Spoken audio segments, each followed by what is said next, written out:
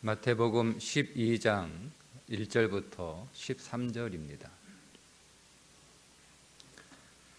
그때에 예수께서 안식일에 밀밭 사이로 가실새 제자들이 시장하여 이삭을 잘라 먹으니 바리새인들이 보고 예수께 말하되 보시오, 당신의 제자들이 안식일에 하지 못할 일을 하나이다. 예수께서 이르시되 다윗이 자기와 그 함께한 자들이 시장할 때에 할 일을 읽지 못하였느냐? 그가 하나님의 전에 들어가서 제사장 외에는 자기나 그 함께한 자들이 먹어서는 안 되는 진설병을 먹지 아니하였느냐? 또 안식일에 제사장들이 성전 안에서 안식을 범하여도 죄가 없음을 너희가 율법에서 읽지 못하였느냐? 내가 너희에게 이르노니 성전보다 더 큰 이가 여기 있느니라. 나는 자비를 원하고 제사를 원하지 아니하노라 하신 뜻을 너희가 알았더라면 무죄한 자를 정죄하지 아니하였으리라. 인자는 안식일의 주인이니라 하시니라. 거기에서 떠나 그들의 회당에 들어가시니 한쪽 손 마른 사람이 있는지라. 사람들이 예수를 고발하려 하여 물어 이르되 안식일에 병 고치는 것이 옳으니까? 예수께서 이르시되 너희 중에 어떤 사람이 양 한 마리가 있어 안식일에 구덩이에 빠졌으면 끌어내지 않겠느냐? 사람이 양보다 얼마나 더 귀하냐? 그러므로 안식일에 선을 행하는 것이 옳으니라 하시고 이에 그 사람에게 이르시되 손을 내밀라 하시니 그가 내밀매 다른 손과 같이 회복되어 성하더라. 아멘. 안식일에 대한 기계적 적용을 한 바리새인들의 잘못을 교정해 주시는 예수님의 말씀입니다. 그들에게 하나님의 말씀을 너무 기계적으로 적용하다 보니 신앙이 생명이 되어야 되는데 신앙이 생명이 되지 못하고 종교가 되었다는 것을 다시 한번 우리들에게 깨우치시는 말씀이죠. 신앙은 생명입니다. 생명. 그 생명을 잃어버리면 신앙은 아무리 잘해도 아무리 좋아도 종교에 불과합니다. 우리가 예수 그리스도를 믿어서 주님이 우리에게 주시고자 하는 것은 우리에게 자유와 해방과 안식과 기쁨이거든요. 우리가 예수 믿으면서 자유를 누리고 해방을 경험하고 안식을 우리가 누리며 기뻐해야 되는데 그게 신앙이 생명이 될 때만 가능한 일입니다. 그게 생명이 되지 않고 종교가 되어버리면 오히려 구속이고 짐이 되고 억압이 되고 불안이 되고 근심이 되는 거예요. 안식일에는 일하지 않는 것이 모세의 율법입니다. 그렇다고 해서 손 하나 까딱하지 않는 것이 안식일에 아무것도 하지 않는 규정이 될 수 없거든요. 그러니까 모세가 왜 하나님이 모세를 통해서 안식일 규정을 주셨는가를 일단 1차적인 그 배경을 좀 잘 이해를 해야 되는데요. 이스라엘 백성들이 400년 동안 애굽에서 하루도 쉬지 못했어요. 그죠? 노예로 살았으니까. 그러니까 노예로 사는 동안에는 처음부터 노예로 살았던 건 아니고 요셉을 알지 못하는 다른 왕조의 왕이 애굽의 왕이 될 때 그때부터 그들은 노예 생활을 시작을 했고 그 노예 생활을 하는 동안에는 그들은 하루도 쉬지 않고 일을 한 거예요. 그런 그들에게 하나님께서 안식을 주신 것이죠. 그 배경이에요. 안식을 주신 거예요. 그러니까 안식에 대한 의미는 두 가지인데 물리적으로 쉬는 거예요. 왜? 그들이 그동안 한 번도 안 쉬었으니까. 그래서 안식일과 안식년과 신년이 그런 배경 안에서 준 거예요. 주신 거예요. 그런 배경이 있다. 그러나 여러분, 그렇게 하신 하나님의 의도가 뭡니까? 의도가 이스라엘 백성들에게, 하나님의 백성들에게 하나님께서 쉴 수 있는 삶을, 그런 시간들을 선물로 주신 거잖아요. 그동안 쉬지도 못하고 계속 고생한 것에 대한 하나님의 긍휼하심이죠. 그게 첫 번째 그 안식에 대한 배경이에요. 첫 번째 배경. 근데 그런 배경을 이해를 안 한 거죠. 이해를 안 한 거예요. 그래서 바리새인들은 그런 그 하나님의 마음을 이해해서 안식일을 바라보기보다는 그거를 그냥 규정으로 본 거예요. 그래서 이 규정을 어떻게 하면 잘 지킬 것인가에만 관심을 가지고 있는 거죠. 그럼 이 규정을 어떻게 하면 잘 지킬 것인가? 그래서 안식일에 노동을 금지하는 것에 대해서는 경작이나 추수 이런 것들을 모세율법이 금했거든요. 그런데 바리새인들은 그거를 기계적으로 더 그러니까 이걸 규정을 기계적으로 이해하게 되면 그거를 어떻게 더 기계적으로 잘 지킬 것인가를 또 연구하게 되어 있어요. 그래서 벼 이삭을 손으로 꺾는 건 추수를 범하는 것이고 추수 금지를 범하는 것이고, 그거를 손으로 비벼서 알곡을 손으로 비비는 것은 타작 금지를 범하는 것이고, 그거를 입으로 그 껍질을 부는 것은 키질 금지를 범하는 것이다. 이렇게 세부적으로 정해놓은 거예요. 그러니까 지금 제자들이 세 개를 다 어긴 거잖아요. 그죠? 그들이 정한, 그러니까 모세 율법에는 문제가 되지 않아요. 왜 굶지 말라고 하진 않으셨잖아요. 안식일에 아무것도 먹지 마라. 이렇게는 모세 율법이 규정하고 있지 않잖아요. 안식일에도 먹어야죠. 그런데 바리새인들은 그거를 그냥 기계적으로 어떻게 하면 잘 지킬까, 그런 마음밖에 없으니까 세부적으로 그렇게 자기들 나름대로, 그게 유전이죠. 장로들의 유전. 이거를 제자들이 지키지 않았으니까 왜 안식일법을 어기느냐, 이렇게 예수님께 시비를 거는 겁니다. 그 예수님께서 주신 대답은, 다윗이 사울을 피해 도망가다가 놉 땅의 제사장 아히멜렉이 제공하는 진설병을 먹었단 말이에요. 그게 성경에 기록되어 있잖아요. 그걸 바리새인들은 그 성경을 분명히 알고 있거든요. 그들이 회당에서 그 성경을 계속 그 부분을 읽고 있었을 텐데 왜 거기에 대해서는 전혀 의문을 제기하지 않으면서, 왜냐하면 진설병은 일주일에 한 번씩 떡이 교체가 되는데 그 교체된 떡은 제사장, 아론 계열의 제사장들만 먹을 수 있어요. 그 하나님이 정해놓으신 거예요. 네, 아무리 배고프다고 해도 그거를 제사장도 아닌 다윗과 그를 따르는 사람들이 진설병을 제사장이 제공하지 않았느냐, 먹으라고. 그리고 그걸 또 다윗이 받아 먹지 않았느냐. 왜 그거에 대해서는 너희가 시비 걸지 않냐.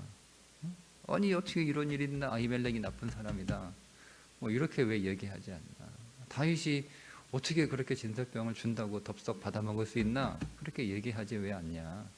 그거는 당연하게 아무런 반감도 갖지 않고 의문도 제기하지 않고 다 수용하면서, 왜 내 제자들이 배가 고파서 지나가다가 이렇게 배가 고파서 남의 밭에 있는 벼 이삭을 꺾어서 먹는 건 그건 도둑질도 아니거든요. 그건 다 그 사회에서 이렇게 어느 정도 양해가 되는 사안이고, 그 배고파서 먹은 거니까 그게 일이라고 할 수 없는데 그걸 안식일을 어겼다라고 했다라고 이렇게 예수님을 공격하는 거예요.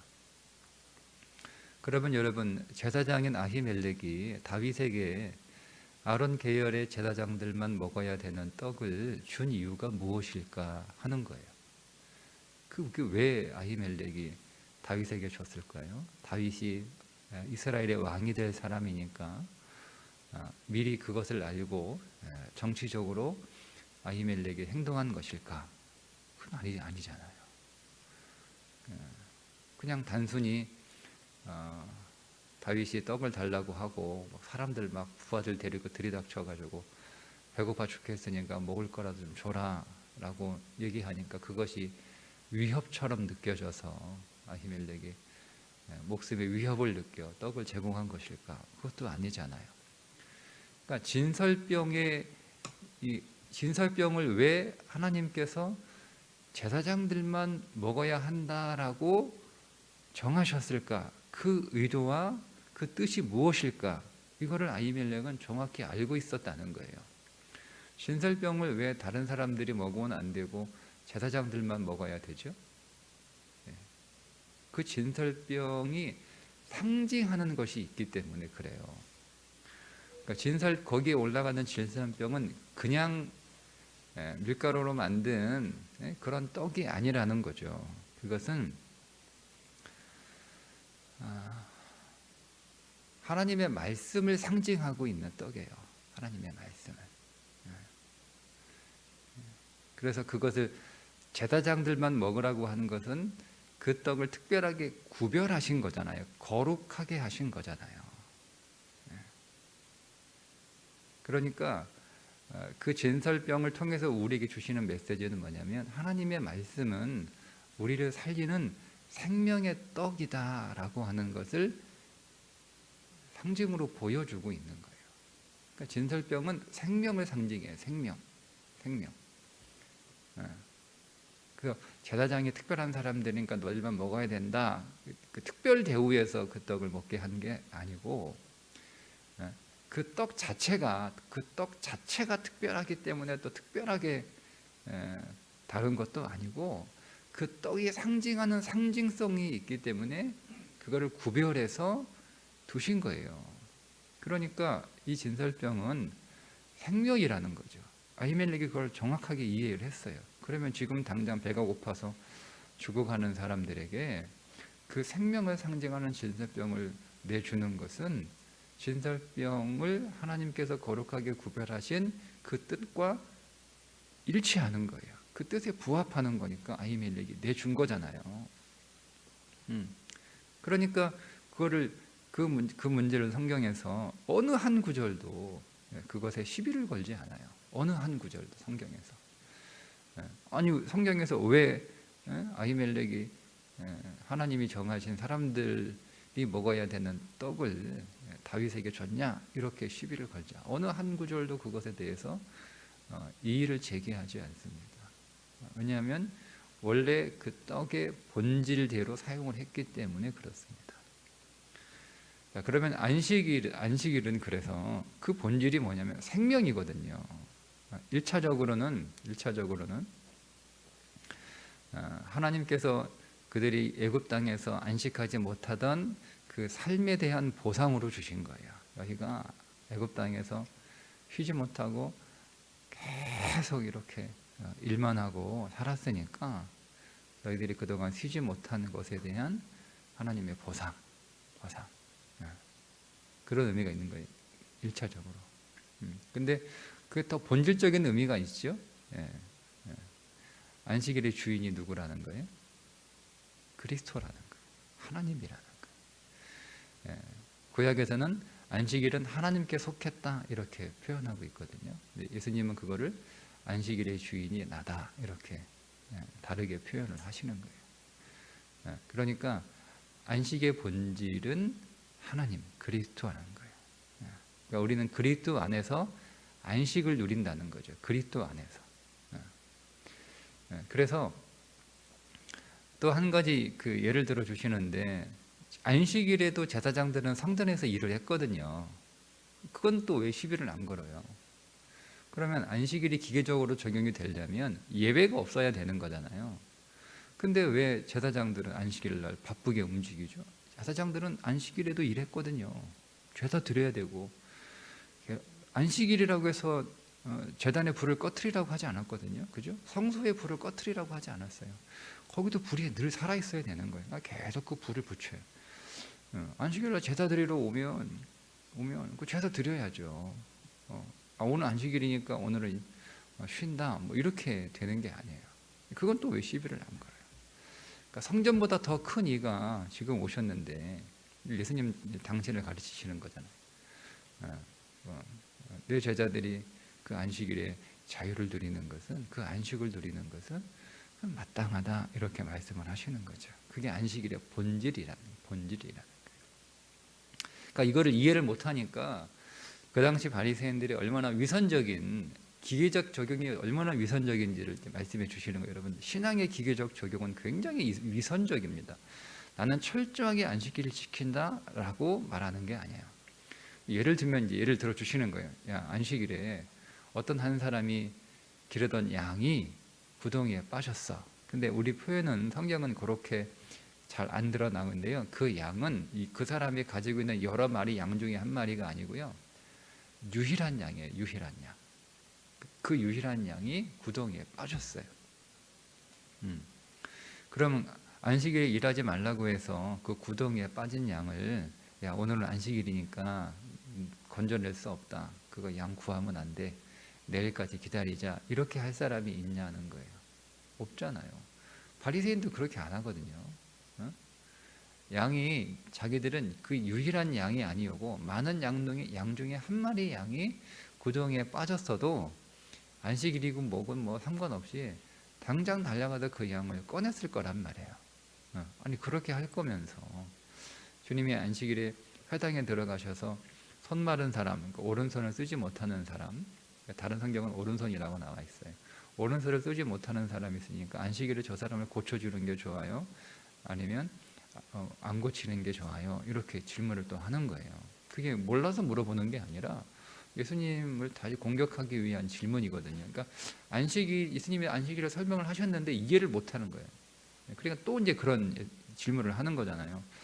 안식일에 이 사람이 갑자기 뭐 손이 마른 것도 아니고 오랫동안 손이 말라서 오른손을 못 쓰고 있던 사람이잖아요.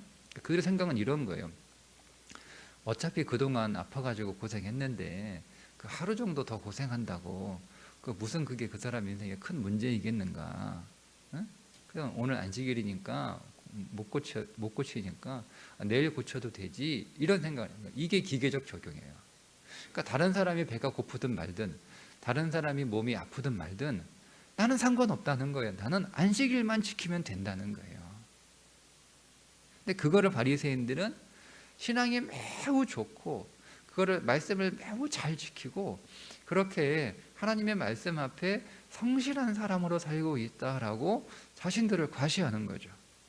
근데 여러분 보세요.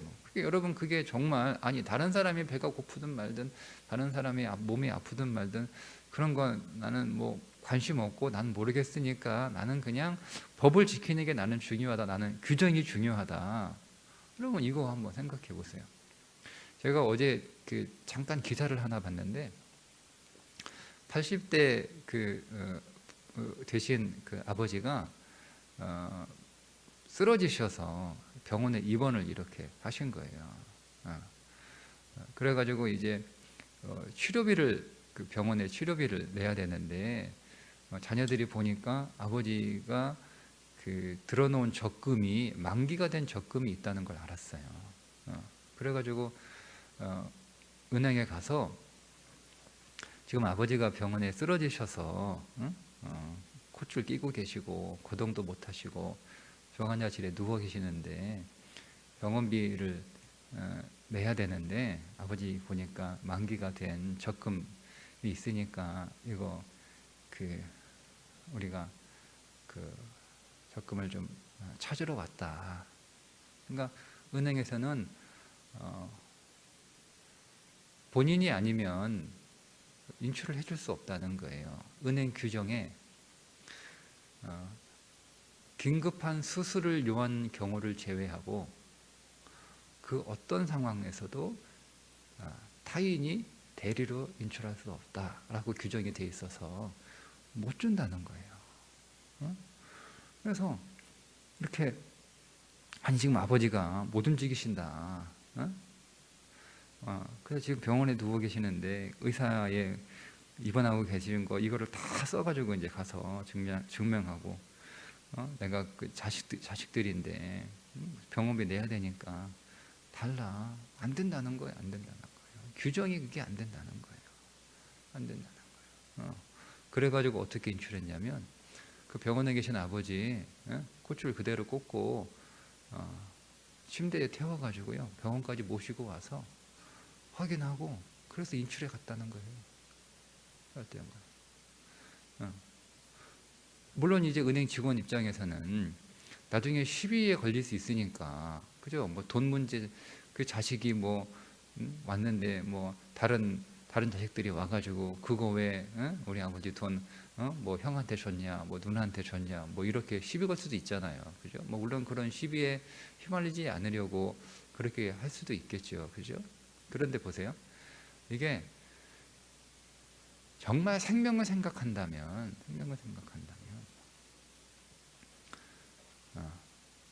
이분이 다른 은행에서 똑같은 그 요구를 한 거예요. 아버지가 이제 몇 개의 은행에 그 통장에 돈이 있어서 다른 은행에 가서 설명을 하니까 그 은행 이거는 다 은행마다 똑같은 규정인데 그 은행에서는 직원이 직접 병원에 방문을 해가지고 출장을 나와가지고 아버지가 병원에 계신 거 다 확인하고 아버지 의사 확인하고 해서 인출해 줬다는 거죠. 근데 왜 이 은행은 왜 규정하면서 꼼짝도 하지 않았느냐라고 이제 기사를 냈더라고요. 그러니까 이게 다른 거예요, 그죠? 생명 무엇이 생명이냐를 생각하는 은행과 오로지 규정만 뭐 아버지가 뭐 손님이 뭐 병원에 계시든 뭐 치료비가 지금 당장 정산을 해야 되는 상황이 되든 말든 뭐 이 집에 돈이 있든 없든 뭐 나는 상관없는 거예요. 나는 그냥 규정만 지키면 되는 거예요. 규정만. 내가 잘못한 게 뭐가 있냐? 잘못한 거 없죠. 아니, 나는 규정대로 규정이 적혀 있는 대로 나는 그렇게 했으니까 나는 이게 무슨 이게 뭐가 문제냐라고 하는 거죠. 근데 여러분 어떻습니까? 우리가 그 사람 정말 규정 잘 지키는 아주 철저한 사람이다. 아주 성실한 사람이다. 이렇게 생각하지는 않잖아요. 그죠? 참 사람 정없다. 근데 여러분 이게 우리가 이제 그런 기사를 보면 참 우리가 봐도 좀 어이없다. 어이없다. 그냥 한 번만 아유 그러시냐고. 근데 우리 규정은 이런데 그 아버님이 못 오시니까 그럼 제가 출장 나가겠습니다. 제가 근무 중에는 좀 어려우니까 뭐 퇴근하고 가든지 아니면은 뭐 은행에 얘기해서 이런 사정이 이런데 잠시 좀 출장 다녀올게라고 뭐 허락을 받든지 해서 이렇게 번거롭지만 해주는 거예요. 그러니까 여러분 신앙이 생명으로 되려면은요 번거로운 거예요. 번거로워요. 귀찮은 거예요. 내가 뭔가를 더 해야 되는 거예요. 더 해야 되는 거예요. 욕을 더 먹을 수도 있고요. 여러분 보세요. 안식일에 규정을 정확하게 지키면 욕 먹을 일이 하나도 없어요. 누가 욕하겠습니까? 누가 욕하겠어요? 그죠? 그런데 만약에 이 제자들처럼 안식일에 배가 고프니까 먹으라는 거야. 당장 죽게 생겼는데 이거 빨리 먹어도 돼. 먹어. 괜찮아. 먹어도 돼. 원래 안식일의 본질은 그런 기계적인 적용이 아니고 하나님께서 우리에게 주신 안식일의 규정의 본질은 생명이야. 그래서 이거를 이제 줘서 먹었어요. 그러면 여러분 이 기계적 적용하는 사람들이 대부분이거든요. 10명에 7, 8명은 다 기계적 적용을 해요. 그러니까 그런 사람들이 딱 달려들 거 아니에요. 와가지고 왜 안식일 규정 어졌냐? 규정 어졌냐? 이렇게 시비 걸 거 아니에요. 그럼 뭐 그 사람들 다 설명해. 설명한다고 사람들이 이해하고 알아듣는 사람 몇 명이 되겠어요? 여전히 공격하는 거예요. 그러니까 우리는 이렇게 번거로운 거 싫은 거거든요. 남들한테 말 듣는 게 싫은 거예요. 일 만드는 게 싫은 거죠. 그죠? 그러니까 우리는 되게 예, 예, 보수적으로 그냥 규정대로. 정말, 예. 제가 코로나 막 시작을 할 때 대구 지역에 막 돈이 많이 들어왔어요. 돈이 많이 들어왔어요. 교회도 마찬가지. 교회도 전국에서 우리 교단에서도 또 우리 대구 지방에 돈 후원 보내주고 다른 장로교단에서도 막 돈 보내주고 돈이 많이 들어왔어요. 근데 이제 이 돈을 받아가지고 대구 지방의 임원들이 이거를 작은 교회들에게 나눠주라 그러는데 이걸 어떻게 나눠주냐 이 고민을 한 거예요. 근데 저는 제 생각에는 코로나 때 작은 교회들은 또 이거 작은 교회가 들으면 또 막 달려들 텐데 작은 교회들은요 코로나 당했다고 해서 사실 어려울 게 하나도 없어요. 그 사람들은 교회 교인이 별로 없어서 헌금으로 교회가 유지되는 교회들이 아니잖아요. 다 교회 후원금으로 유지되는 교회들이에요. 그러니까 코로나 됐다고 해서 교회가 갑자기 후원금 끊지는 않잖아요. 진짜 어려운 교회들은요, 소위 말하는 우리 사회복지 체계 안에서 구분한 차상위 계층처럼 교회도 그런 그룹이 있어요. 작은 교회는 아닌데 약한 교회들. 그 약한 교회들은요 코로나 되니까 교인들이 싹 빠져나가는 거예요. 그러니까 교인들이 안 오니까 헌금도 안 할 거 아니에요. 그러니까 그런 교회들은 당장 교회 재정에 문제가 생기거든요.